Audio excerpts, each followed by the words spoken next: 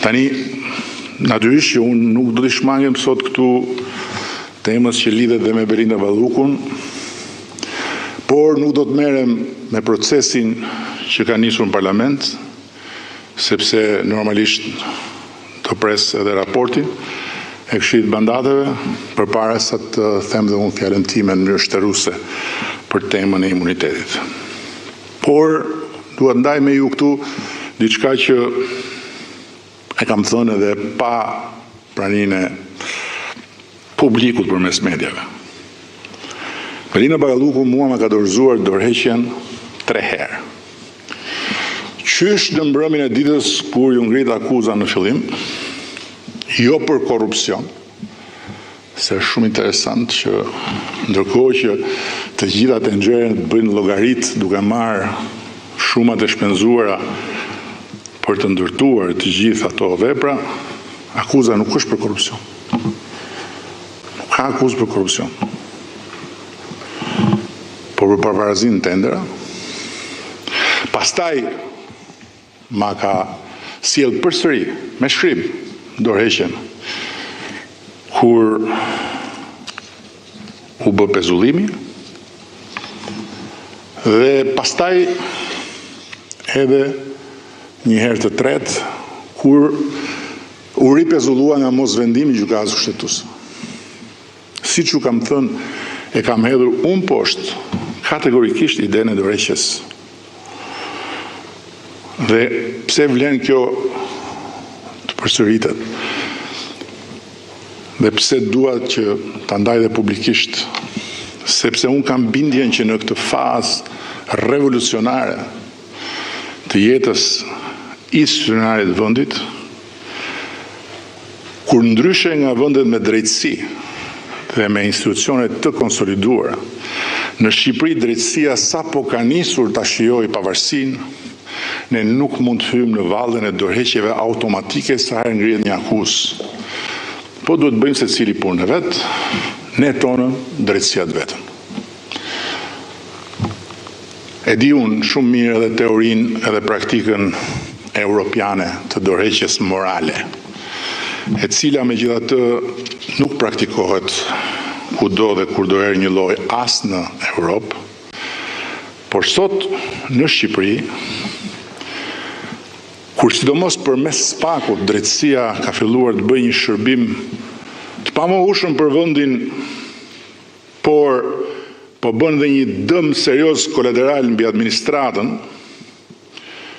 duke e përmbysur faktikisht, rregullisht, parimin e shenjtë demokratik të prezumimit të pavarësisë, mekanizmi i qeverisjes së vendit nuk mund të kurdiset dhe të shkurdiset sa herë prokuroria ngre një akuzë. S'bëhet dot. Është shumë kollaj të thuash në Gjermani një ministër i akuzuar jep automatikisht dorëheqjen, po për shembull kjo nuk ndodh në Itali. Madje edhe në Francë nuk ndodh gjithmonë. Madje në Francë ministri i drejtësisë qëndroi në zyrë kur ngri një akuzë shumë e rëndë dhe mori dhe pafajësinë në zyrë. Por kush i bën këto krahasime nuk duhet harroj se përtej këtyre që them unë, Gjermania është një shtet model i së drejtës. Prezumimin e pavajësisë Gjermania e ka në një piedestal ari. Nuk imagjinohen dot në Gjermani tezgat, lavazhet dhe tenxheret e pazarit politik dhe mediatik, të mbushura me materiale të nxjerra vjedhurazi, me bekimin e prokurorëve nga dosjet dimore. Dhe ku në Gjermani gjykata i bën të pavlefshme ato materiale që dalin rrugëve dhe që mendohet se kanë cënuar balancën e drejtësisë, duke u përdorur si ushqim mediatik për të influencuar rezultatin e procesit. Jo vetëm kaq, po në Gjermani dhe në tjera vende europiane drejtësia nuk merret me gërmime në të kaluarën e ministrive dhe të agjensive, sepse nuk e ka fituar pavarësinë para 10 vjetësh.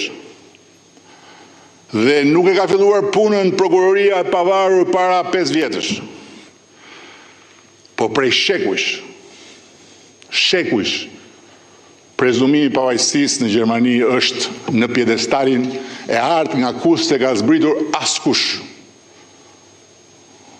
Pa llogaritur kohrat e tmerrshme që ka kaluar Gjermania në një fazë të historisë vet. Kështu që atje nuk ka dyshime të natyrës historike mbi korrupsionin për të qëmtuar në për arkivat e dikastereve të qeverisë. Siç ndodh këtu, ku siç e thash, mbi 85% e çështjeve i takojnë mandatit ton të parë dhe dytë. Apo ndonjë çështje i takon dhe atyre paranesh, po ato të atyre paranesh janë çështje që nuk kanë ngut ato. Ndërkohë që 700 tenxheret e pazarit ton bubullojnë më shumë se asnjëherë për korrupsionin që na qen nga më i madh se asnjëherë. Dhe nga ana tjetër, as në Gjermani dhe as në demokracitë e tjera të konsoliduara të Europës nuk ka një kompani transporti prokuroria, ose më saktë nuk funksionon prokuroria si kompani transporti që merr male me dokumenta nga arkivat e ministrive, të agjencive dhe i çon në zyrat e prokurorisë. Madje, tani është arritur dhe një nivel tjetër. Se deri dje ishte niveli që një konkurrent i mërzitur pse humb një tender, i shkruan spakut pa dhënë as edhe një provë, vetëm duke bërë fantazinë e tij dhe hapet hetimi mbi bazë dokumentash. A thua se shteti nuk i ka institucionet që merren me shqyrtim e dokumenta. Po tani kërrehen dhe futen në furgon edhe dokumentat e një tenderi që është në proces, që nuk ka mbaruar fare, është në proces. Po në Gjermani këto nuk i imagjinon dot njeri, sepse andej kufit mes problemeve administrative dhe problematikës penale janë shkruar përpara se sa ata të nxirrin shtyp shkronjën. Jo si në Shqipërinë e kësaj faze të re historike në drejtësi, kur drejtësia e pavarur duhet të rritet duke mësuar. Po duke mësuar në kurriz të lirive dhe drejtave të njerëzve. Duke mësuar edhe deri në dhunim të administratës apo të sipërmarrjes. Se është kollaj të marrësh të pandehur një tufë sipërmarrësish edhe ti linçosh publikisht. Po ata sipërmarrësit kanë kredi nëpër banka, ata sipërmarrësit kanë plane zhvillimi, ata kanë mira njerëz për të shyer dhe kur ju del emri ashtu bankat ju thonë stop, shkoni sqaroni një herë, pastaj hajdeni prapë. Ndërkohë që prezumimi i pafajësisë do të ishte i mjaftueshëm që dhe ata sipërmarrësit dhe ata punonjësit administratës të hetoheshin në gjendje të lirë, pa u linçuar publikisht, duke ju dhënë të gjithë respektin që meritojnë si qytetarë të Republikës së Shqipërisë, dhe madje duke pasur shumë mirë parasysh që mund të jenë pafajshëm.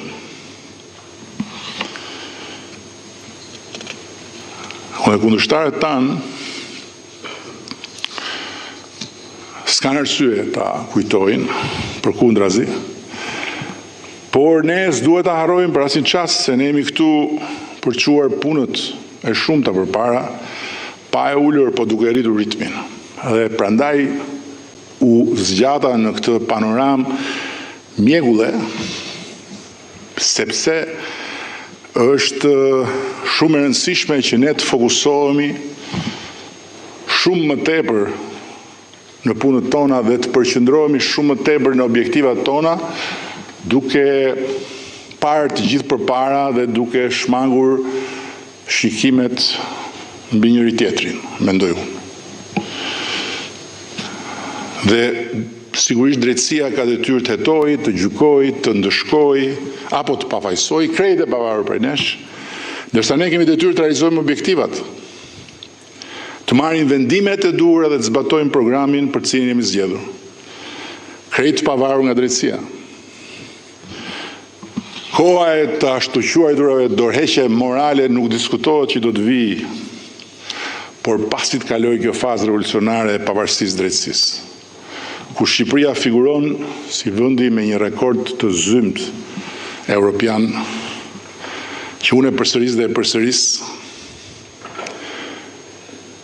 dhe sfundmi u fut edhe në Guinness si vendi unikal i botës, i planetit, i historisë botës, ku një gjykatës